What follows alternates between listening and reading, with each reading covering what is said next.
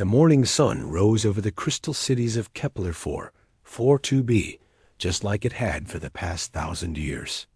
Elder Zixithan walked through the peaceful gardens where his people worked quietly among the glowing flowers.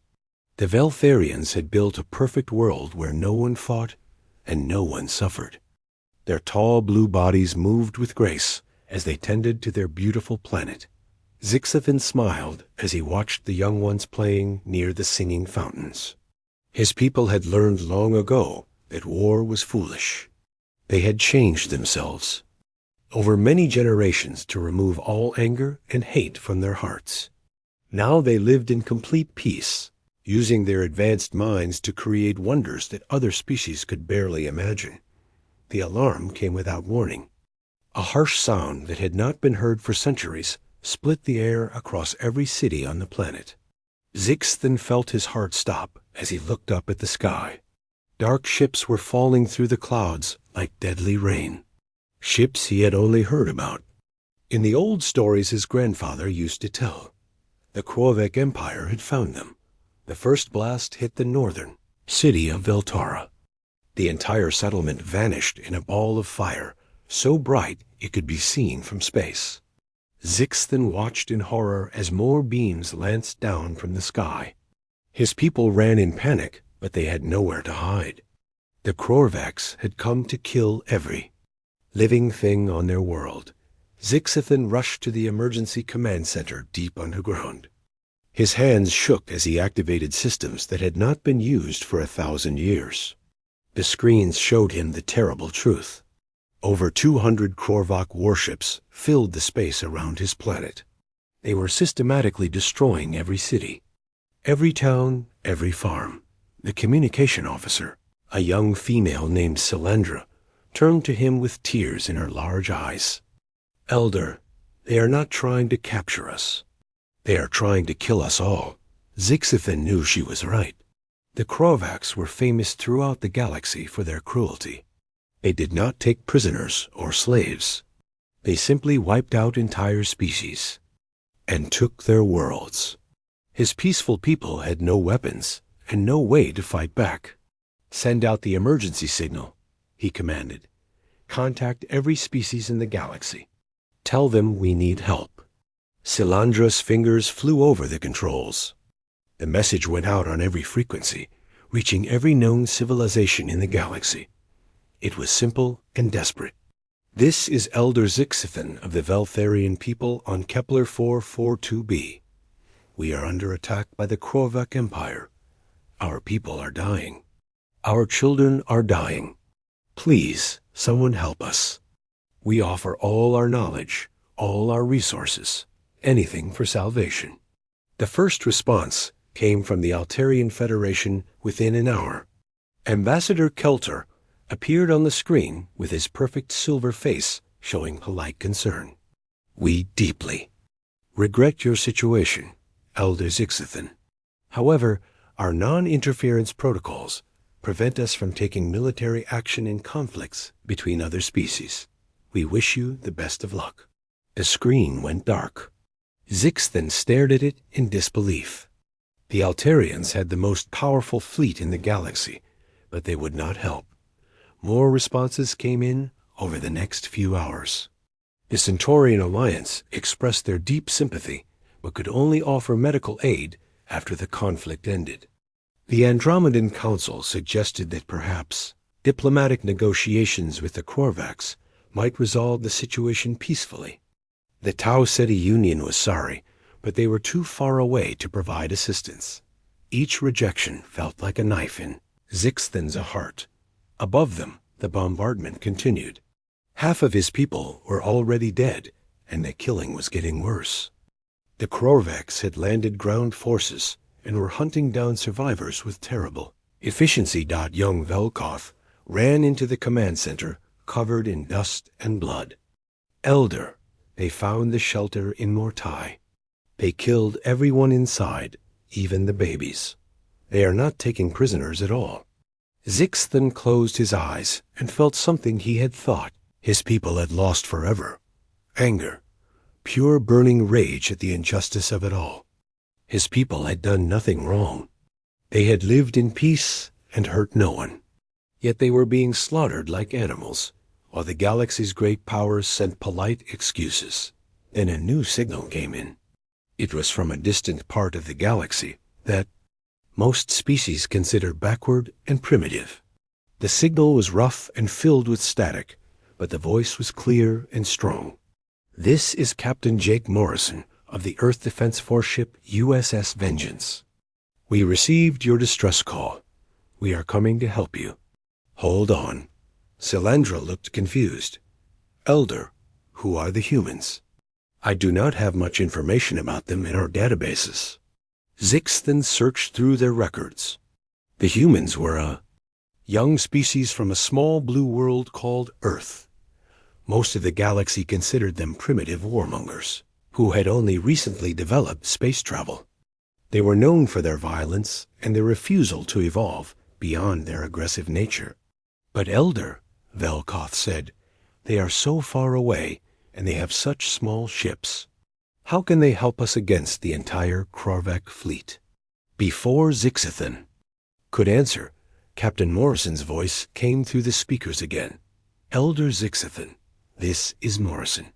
I just spoke with Admiral Lisa Carter at Earth Command. She wants you to know that Operation Righteous Fury is now active. Every human ship in the galaxy is coming to your aid. We may be primitive by your standards, but we have one thing the rest of the galaxy seems to have lost.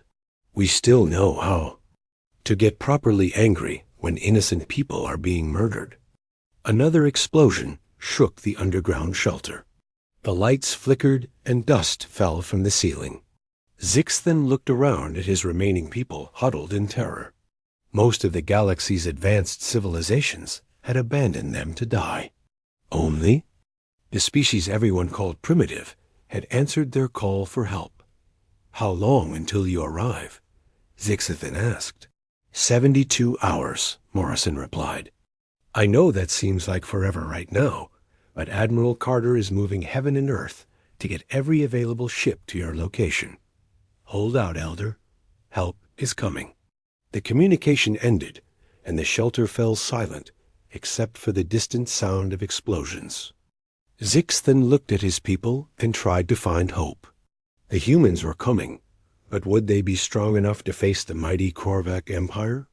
And more importantly, would any of his people still be alive when they arrived? Outside the shelter, the slaughter continued as the galaxy's most peaceful species learned what it meant to face pure evil with no one to protect them, except a handful of angry humans racing through the darkness of space. Admiral Lisa Carter stood in the war room of Earth Command, staring at the holographic display of the galaxy. Red dots marked every human ship scattered across dozens of star systems. She had been admiral for 15 years and had never seen anything like what she was about to do. "Ma'am," Commander Ryan Torres said as he entered the room, "all sector commanders are standing by for your orders." Carter turned to face the younger officer. Torres was one of her best ship captains, known for his aggressive tactics and unwavering loyalty. "Ryan, I want every single human warship moving toward Kepler 442b within the next 6 hours. I don't care if they're on patrol, on leave, or in the middle of repairs. Every ship." Torres looked at the display, showing the massive distance they would have to travel. "Admiral, that's going to leave human space completely undefended. What if someone attacks our colonies while we're gone? Then we'll deal with it when we get back," Carter said firmly. "Right now, there are innocent people dying, and the entire galaxy is just watching it happen. We're going to show them what happens when you mess with civilians, and someone actually gives a damn." The orders went out across human space, faster than any military mobilization in history. On the mining station Ceres, Captain Steve Walsh was supervising the loading of his experimental dreadnought, USS Wrath, when the message came through. He immediately ordered his crew to drop everything and prepare for immediate departure. At the Mars Defense Academy, Colonel Amy Rodriguez was training her elite Marines when the alert came in.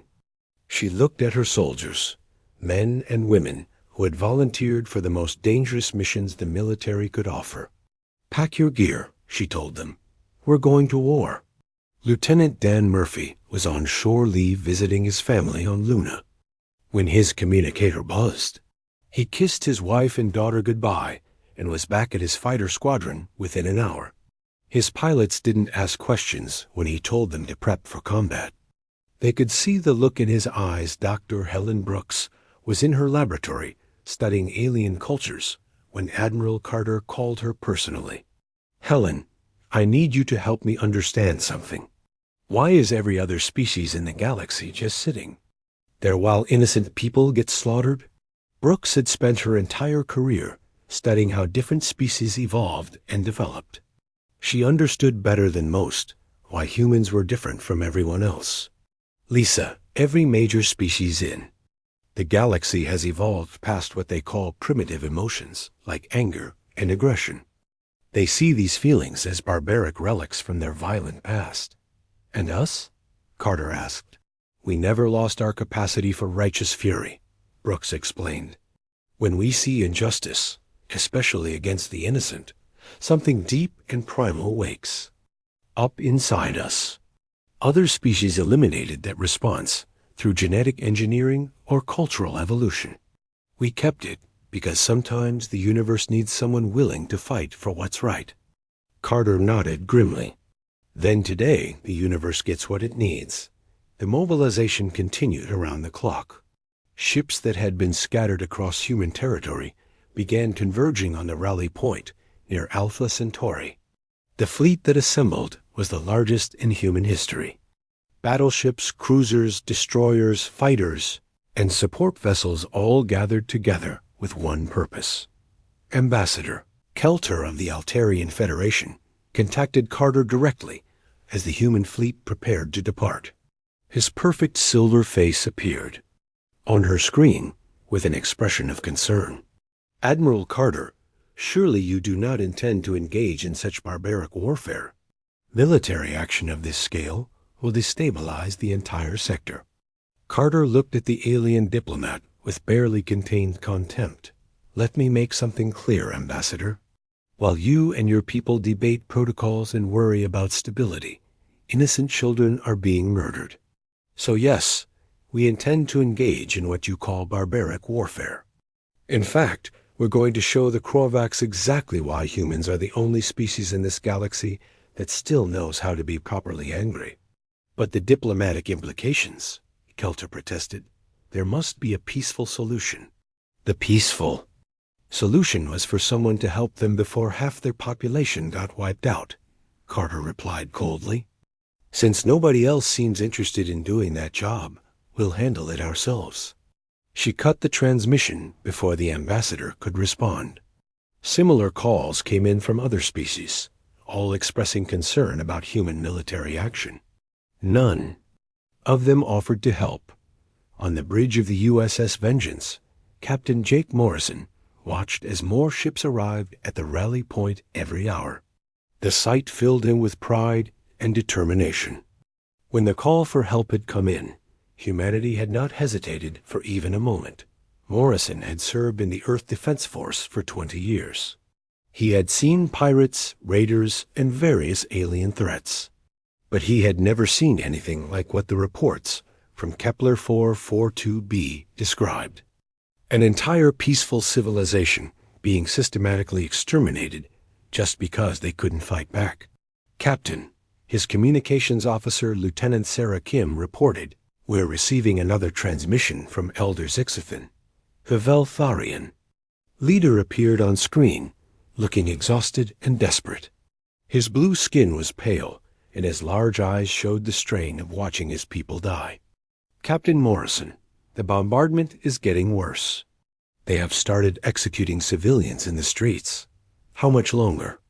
Morrison felt anger surge through him at the sight of the alien suffering. "Elder, we launch in 12 hours. The entire human fleet is coming. I give you my word that we will make the Korvax pay for every life they've taken." "But Captain, there are so many of them and so few of you. Are you certain you can succeed?" Morrison smiled grimly. Elder, other species might have bigger ships or better technology, but they don't have what we have. They don't have fury. When humans get truly angry about injustice, we become something the galaxy hasn't seen before. The Krorvax are about to learn that lesson the hard way. Colonel Rodriguez addressed her Marines in the cargo bay of the troop transport. These were humanity's finest soldiers, volunteers who had trained for the most dangerous missions imaginable. Listen up, she told them. We're going into a situation where peaceful aliens are being slaughtered by bullies. The rest of the galaxy is too civilized to dirty their hands with actual fighting. That makes us the bad guys in their eyes. Sergeant Matt Johnson raised his hand. Ma'am, are we really the bad guys for wanting to help innocent people? Rodriguez shook her head. No, Sergeant. We're the bad guys because we're willing to kill the monsters that everyone else is afraid to face. Sometimes being the good guys means being the bad guys first. The human fleet finally departed from Alpha Centauri like an arrow shot across the galaxy. Task Force Fury consisted of over 300 ships carrying the finest warriors humanity could produce. They flew through space with a determination that other species found both inspiring and terrifying. Dr. Brooks transmitted a message to the galaxy's major civilizations as the fleet jumped to hyperspace. For centuries, you have looked down on humanity as primitive warmongers. Today, you will learn something important. We are not warmongers. We are protectors. There is a difference. When innocents cry out for help, we answer. When evil shows its face, we punch it. You may call this primitive, but we call it civilization. As the human fleet raced through the darkness toward Kepler 442b, the galaxy watched and waited. Some species hoped the humans would succeed. Others feared what would happen if they did. But everyone knew that something fundamental was about to change in the way the galaxy worked. On Kepler 442b, Elder Zixithin huddled with the survivors in their underground shelter, listening to the explosions above. The Krorvax were still killing his people, but now he had something he hadn't felt in days. Hope. The furious humans were coming, and perhaps his people might actually survive this nightmare. Task Force Fury dropped out of hyperspace at the edge of the Kepler 442 system, like a pack of wolves arriving at a slaughter. Captain Jake Morrison stood on the bridge of the USS Vengeance and felt his blood turn to ice at what he saw. The beautiful blue planet was surrounded by over 200 massive Krorvac warships. Fires burned across the surface where cities used to be. Communications, get me Elder Zixthin immediately, Morrison ordered. The Veltharian leader's face appeared on screen. Moments later, he looked like he had aged years in the past 3 days. His underground shelter shook constantly from the bombardment above. Captain Morrison, thank the stars you came. But there are so many of them. I fear you have flown here only to die with. U.S. Morrison's jaw tightened as he watched another explosion light up the planet's surface. Elder, we humans have a saying. The only thing necessary for evil to triumph is for good people to do nothing. Today, evil learns what happens when humans get properly furious. Admiral Gorthek of the Krorvac Empire detected the human fleet. Immediately, the massive alien commander laughed as his sensors showed him the size of the force opposing him. He activated a general broadcast to the humans with typical Krorvac arrogance. Foolish primates, his voice boomed across all frequencies. You are outnumbered 3-1 by ships twice the size of your pathetic vessels. I am Admiral Gorthek, destroyer of 17 worlds. Surrender now, and I may let some of you live as slaves in my mines. Colonel Amy Rodriguez heard the transmission from the troop transport where her Marines were preparing for battle. She grabbed the communications unit and responded with words that would become famous across the galaxy. This is Colonel Rodriguez of the Human Marines. "We have a message for you, Gorthic. Go to hell." The battle began when Lieutenant Dan Murphy led the first wave of human fighters against the Krovac fleet. His squadron of 30 fighters screamed toward ships that were each larger than a human cruiser. The Krovacs expected the humans to use standard fighter tactics like hit and run attacks. Instead, Murphy's pilots did something no other species had ever attempted. When their weapons ran out of ammunition, they rammed their fighters directly into Krovac gun emplacements. The sight shocked both fleets as human pilots sacrificed themselves to take out enemy weapons. Murphy, to all fighters, the lieutenant, broadcast as his own fighter took heavy damage, "Show these bastards what happens when they mess with innocent people." Captain Steve Walsh commanded the experimental dreadnought USS Roth, the most powerful ship in the human fleet.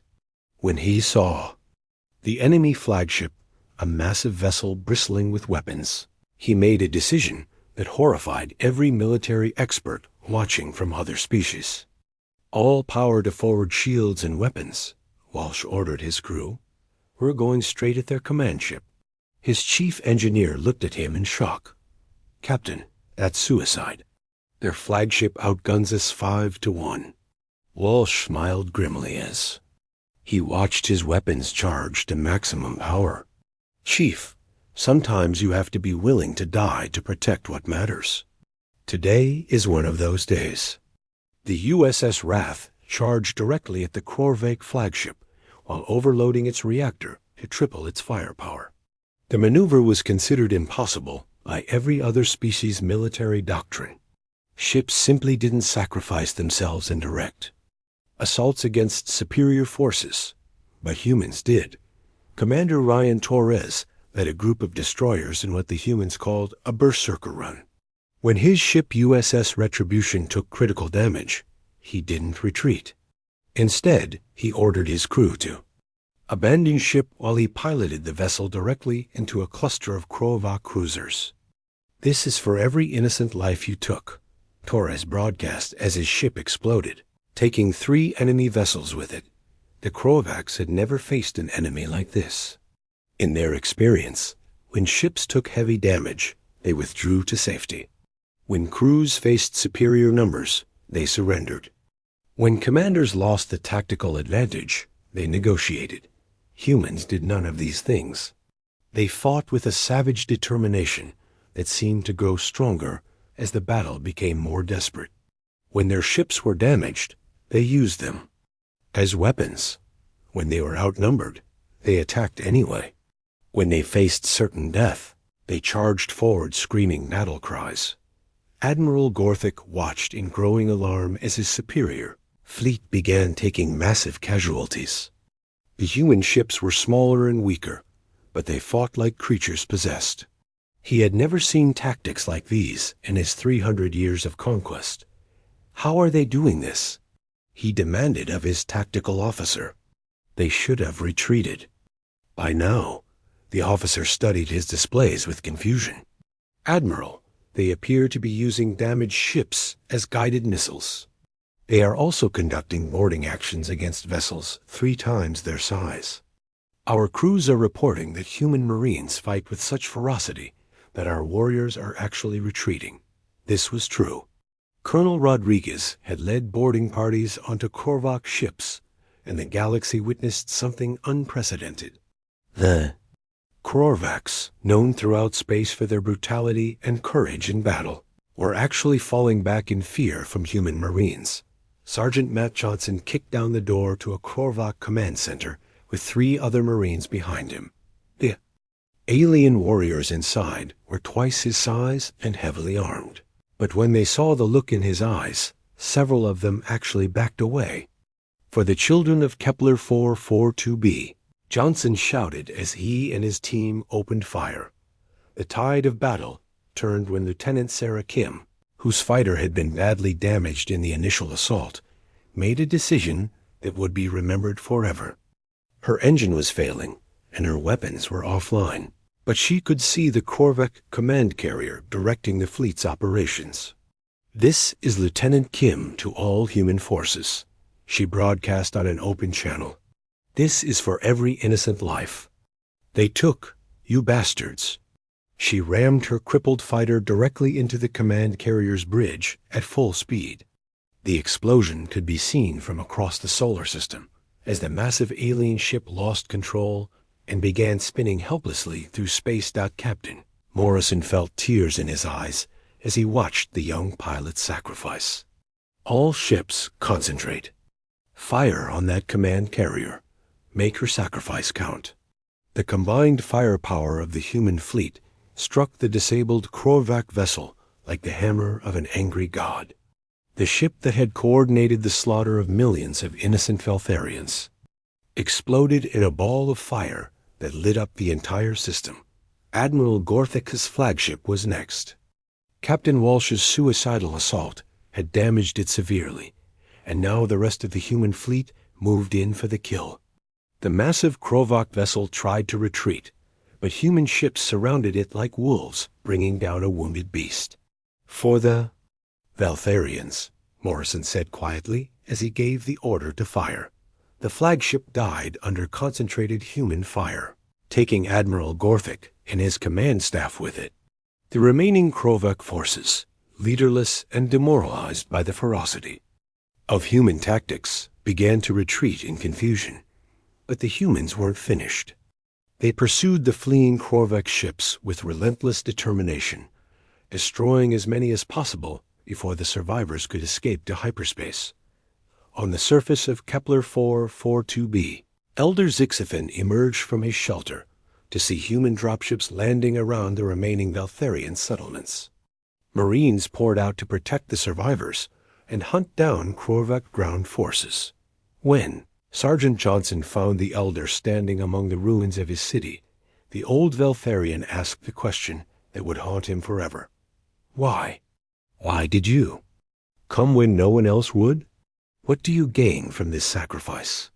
Johnson looked around at the devastation and the bodies of innocent civilians scattered everywhere. His own uniform was torn and bloody from the fighting, but his eyes burned with righteous anger. "Because it was the right thing to do, Elder. Sometimes the galaxy needs someone willing to be the bad guys so the good guys can live." As news of the human victory spread across the galaxy, other species reacted with a mixture of awe and terror. The primitive humans had done what the galaxy's most advanced civilizations couldn't or wouldn't do. They had stood up to pure evil and won through sheer determination and fury. But the victory had come at a terrible cost. Nearly a third of the human fleet was destroyed or damaged beyond repair. Thousands of brave men and women had died fighting for people they had never met on a world they had never seen. And somewhere in the darkness of space, the surviving Korvac ships carried word back to their empire that a new enemy had appeared in the galaxy. An enemy that fought like demons and showed no mercy to those who harmed innocents. The silence that followed the battle was broken only by the crackle of burning Korvac ships drifting through space. Captain Jake Morrison stood on the bridge of the USS Vengeance, watching rescue operations begin on the planet below. His ship was badly damaged, but still flying, unlike so many others in the human fleet. "Casualty report," he asked quietly. Lieutenant Sarah Kim, who had miraculously survived her ramming attack in an escape pod, looked up from her station with tears in her eyes. "Sir, we lost 97 ships and over 4,000 personnel. The USS Wrath, USS Retribution, and 12 other vessels were completely destroyed." Morrison felt the weight of every lost life settle on his shoulders. These were good people who had died fighting for strangers on a distant world. But as he looked at the planet below where Veltharian survivors were emerging from hiding, he knew their sacrifice had meaning. On the surface, Sergeant Matt Johnson led his Marines through the ruins of what had once been a beautiful city. The Korvacs had been thorough in their destruction, but pockets of Veltharian civilians had survived in underground shelters and hidden bunkers. Found Elder Zixthan standing in the wreckage of a school where small bodies lay scattered among broken toys. The old Valtharian was weeping openly, something his people rarely did. When he saw the human sergeant, his large eyes filled with confusion and gratitude. "Your people saved us," Zixithan said in a broken voice, "but at such terrible cost." "So? Many of your warriors died for strangers. I do not understand why you would do this." Johnson knelt down and gently covered one of the small Veltharian children with his jacket. His own uniform was torn and bloody from boarding enemy ships, but his hands were gentle as he performed this small act of dignity. "Elder, sometimes doing the right thing costs everything, but that doesn't make it any less right." The aftermath of the battle brought unexpected visitors. Ships from dozens of species began arriving in the Kepler 442 system, all claiming they had come to offer assistance. The Altarian Federation, which had refused to help during the crisis, now sent medical ships and relief supplies. That Ambassador Kelter contacted Captain Morrison with an expression of formal regret. "Captain, the Altarian Federation deeply regrets that we could not provide military assistance earlier. However, we are pleased to offer humanitarian aid now that the conflict has ended." Morrison looked at the silver-faced diplomat with barely controlled anger. "Where were you 3 days ago, Ambassador? Where was your humanitarian aid when innocent children were being murdered?" "Our protocols required extensive deliberation before committing to military action," Kelter explained. "Surely you understand the complex political implications."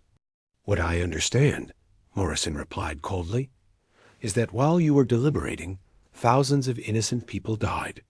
Don't come here now looking for gratitude."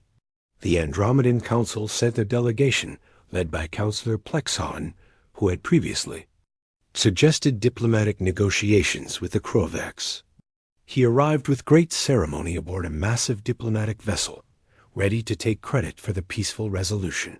"The Council is pleased that this conflict has been resolved without further bloodshed," he announced to the assembled representatives.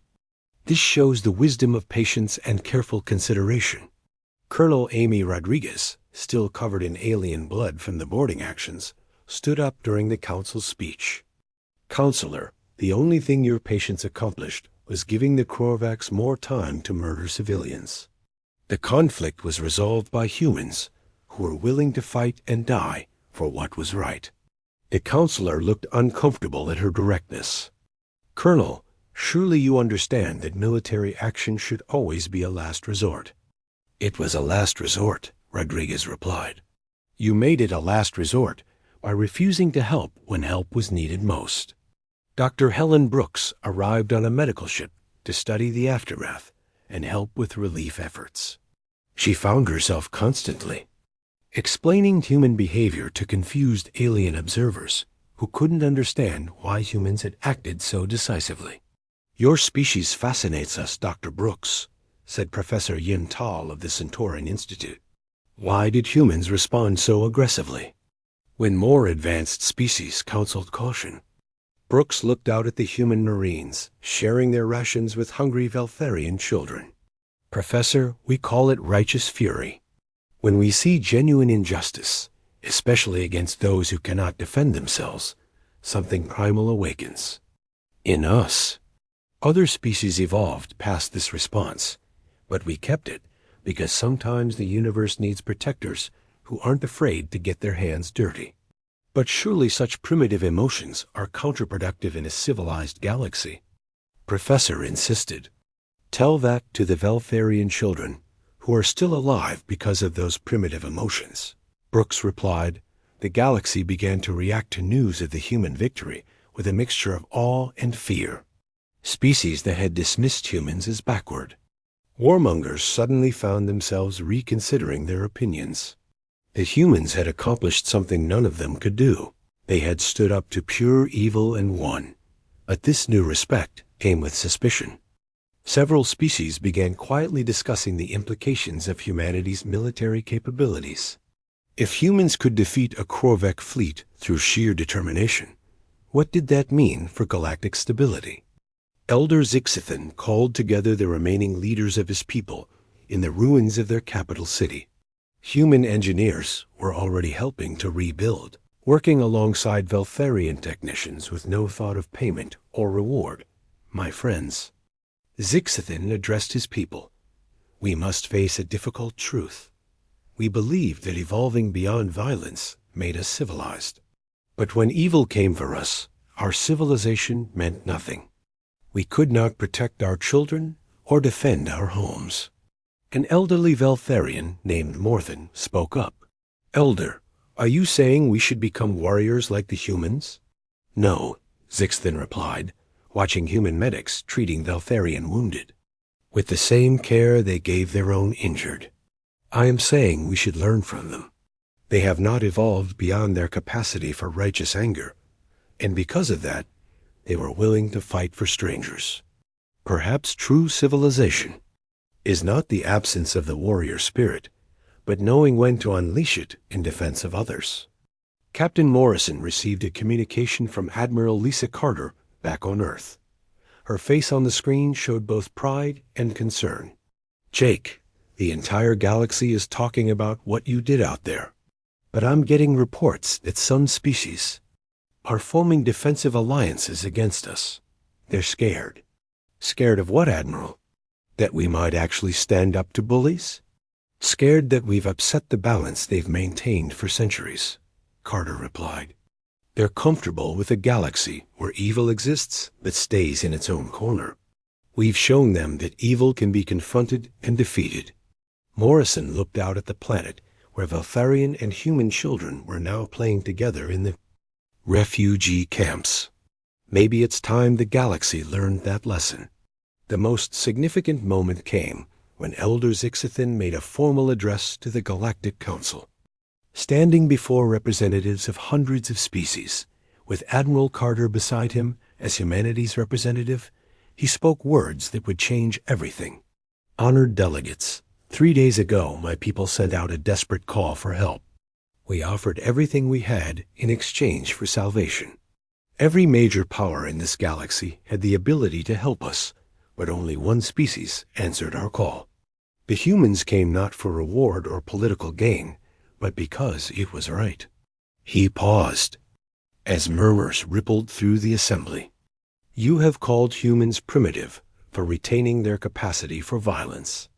But I say to you that we, in our pursuit of perfect peace, had become something far worse than primitive. We had become helpless. When evil came for us, our advanced civilization crumbled in ours. Ambassador Kelter stood to interrupt. Elder, surely you do not advocate a return to barbarism. Zixithan's large eyes fixed on the Altarian diplomat.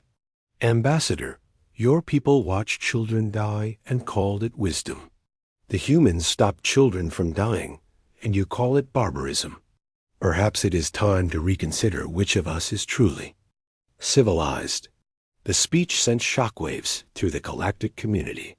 For the first time in centuries, a major species was openly questioning the philosophy of peaceful evolution that dominated galactic civilization. As the formal session ended, Elder Zixithan approached Admiral Carter privately. Admiral, my people owe yours a debt we can never repay. How can we show our gratitude? Carter looked at the alien leader with respect. Elder, just remember this moment. Remember that sometimes peace requires warriors, and sometimes mercy requires strength.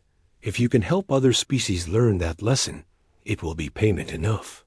But even as reconstruction began on Kepler 442b, new threats were emerging.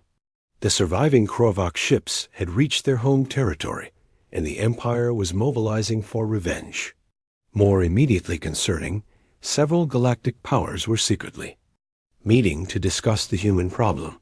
The humans had won the battle, but the war for the galaxy's soul was just beginning. 3 months after the Battle of Kepler 442, the galaxy had changed in ways no one could have predicted. Elder Zixithan stood in his rebuilt capital city, watching human and Veltharian children play together in the new schools. The partnership Between their species had grown into something beautiful and powerful. Admiral Lisa Carter arrived for the formal ceremony, marking the completion of the Veltharian reconstruction. She walked through streets that had been rebuilt with a combination of human determination and Veltharian technology. The result was something neither species could have achieved alone.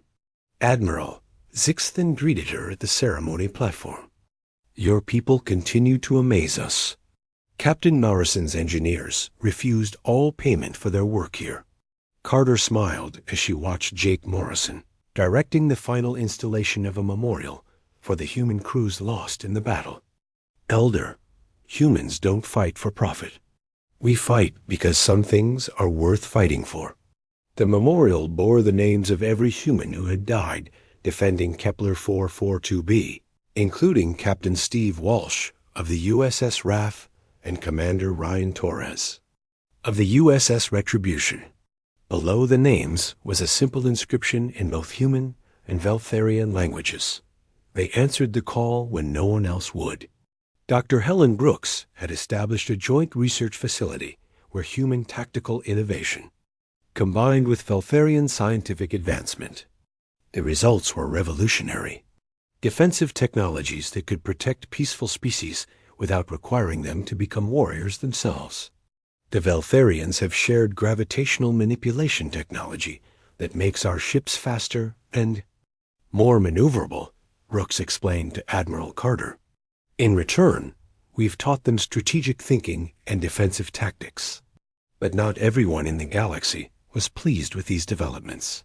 Ambassador Kelter of the Altarian Federation had been working quietly to build a coalition against human influence. He believed the human victory had upset the careful balance of galactic civilization. The humans are a destabilizing force, he argued to a secret gathering of species representatives. Their willingness to use violence will encourage other species to abandon peaceful solutions. We must act before their primitive influence spreads further. The Andromedan Council agreed, along with the Tau Ceti Union and several smaller powers. They began developing plans for what they called a stabilization effort, designed to limit human expansion and influence. Captain Morrison, now promoted to admiral after his heroic leadership at Kepler 442, commanded the new joint human Veltharian defense fleet. The ships combined the best of both technologies, creating vessels more powerful than anything either species had built alone. When asked about the growing opposition to humanity's new status, Morrison remained calm but determined. "Let them come. We didn't ask to be the galaxy's protectors, but if that's what it takes to keep innocents safe, then that's what we'll be." The first test of this resolve came sooner than expected. A distress signal reached human space from the Outer Rim territories. The Zerion Cartel, a criminal organization known for slave trading and piracy, had enslaved an entire peaceful species called the Korth. Lieutenant Sarah Kim, now promoted to captain after heroic sacrifice at Kepler 442, brought the message. To Admiral Carter, "Ma'am, the Korth Collective is being systematically enslaved. The Zerions are taking their children and forcing the adults to work in mining operations." Carter looked at the tactical display showing the location of the Korth. Homeworld. It was far from human space, in a region where several major powers had interests. Getting involved would certainly escalate tensions with the anti-human coalition. "Admiral," Kim said quietly, "the Galactic Council is meeting to discuss this situation. Early reports suggest they're planning to offer the Zerions trade concessions in exchange for better treatment of the Korth." Carter's expression hardened. Trade concessions? They're negotiating with slavers? Within hours, Admiral Carter had made her decision. The human fleet, reinforced by Veltharian allies, was moving toward Korth space. This time they weren't alone. Small contingents from several species had quietly joined them. Inspired by humanity's example, at Kepler-442. Colonel Amy Rodriguez, now General Rodriguez, commanded the ground forces. Her Marines had become legends throughout the galaxy for their ferocity in defending innocence. When news spread that she was leading the liberation of Korth, volunteers from multiple species requested to serve under her command. The galaxy watched with fascination and fear as humanity once again prepared to do what other species considered impossible. They were going to war against slavers, while the galactic powers debated diplomatic solutions. Ambassador Kelter made one final attempt to stop the human intervention. He contacted Admiral Carter directly with an ultimatum from the USPRF anti-human coalition. Admiral, if your fleet proceeds to Korth space, it will be considered an act of aggression against galactic stability. We will be forced to respond. Carter's response became as famous as her earlier declarations. Ambassador, if standing up to slavers is an act of aggression, then we're proud to be aggressive. If saving innocent children destabilizes your precious order, then your order deserves to fall. The liberation of the Korth took only 18 hours. The Zirion cartel, expecting diplomatic negotiations, was completely unprepared for the fury of human assault troops supported by Veltharian technology. General Rodriguez personally freed the Korth children from the slave camps while her Marines hunted down fleeing Zarian leaders. Dr. Brooks, now serving as humanity's chief xenological advisor, studied the aftermath with growing understanding. The other species fear us because we represent something they thought they had evolved beyond. We're proof that their peaceful evolution might have been a mistake. She was right. Across the galaxy, peaceful species began questioning whether their path of total pacifism had left them defenseless against evil. Some began quietly developing their own defensive capabilities. Inspired by the human-Veltharian partnership, Elder Zixithin addressed the Galactic Council for the second time. But now he spoke as the leader of a species transformed by their alliance with humanity. Honored delegates, we were told that evolution meant abandoning our warrior heritage. But when evil came for our children, that evolution nearly destroyed us. He gestured to the human representatives in the gallery. These humans taught us that true civilization is not the absence of the capacity for violence, but the wisdom to use that capacity only in defense of innocence. The speech divided the galaxy like nothing before it. Some species began reaching out to humanity for defensive partnerships. Others doubled down on their opposition, viewing human influence as a threat to thousands of years of peaceful development. The crisis came to a head when the anti-human coalition issued an ultimatum. They demanded that humanity withdraw from all non-human territories and limit their military to their own space. The alternative was a galactic war that would tear apart the careful peace that had existed for centuries. Admiral Carter convened her senior staff aboard the flagship USS Justice, named in honor of the cause they had fought for. Admiral Morrison, General Rodriguez, Captain Kim, and Dr. Brooks gathered around the tactical display showing coalition forces massing near human space. They want us to abandon everyone we've sworn to protect, Carter said grimly. The Veltharians, the Korth, and any other species that might call for help in the future. And if we refuse? Morrison asked. Then we fight a war against half the galaxy, Carter replied. But here's the thing about humans that they still don't understand. We've never backed down from a fight when innocents were at stake. Dr. Brooks pulled up a communication from dozens of smaller species. Admiral, we're receiving messages from peaceful worlds throughout the galaxy. They're asking for human protection against the coalition. It seems our example has inspired them to choose sides. The moment of decision arrived when a new distress signal came in. This time, it was from a species called the Mirren, whose children were being kidnapped by raiders supported by coalition members. The signal was weak and desperate, exactly like the first call from the Veltharians. Admiral Carter looked around at her officers, seeing the same determination in their eyes that had driven humanity to answer that first call for help. General Rodriguez, prepare the Marines. Admiral Morrison, ready the fleet. Dr. Brooks, send a message to our allies. What should the message say? Brooks asked. Carter smiled with the same fierce determination that had made humanity the galaxy's unexpected protectors. Tell them the furious humans are answering another call for help. Evil has had its chance to learn, but apparently it needs another lesson. As the human fleet prepared to launch, Elder Zixithan sent a final message from Kepler 442b. Admiral Carter, whatever happens next, know that you have given my people the greatest gift possible. You have shown us that someone in this galaxy still cares enough to fight for what is right. The last scene showed children across multiple worlds, human, Veltharian, Korth, and others, playing together in schools protected by joint defense forces. They were growing up in a galaxy where innocence had protectors, where evil faced consequences, and where the phrase, "only the furious humans answered the call," had become a promise that help would always come to those who needed it most. Galaxy would never be the same, because for the first time in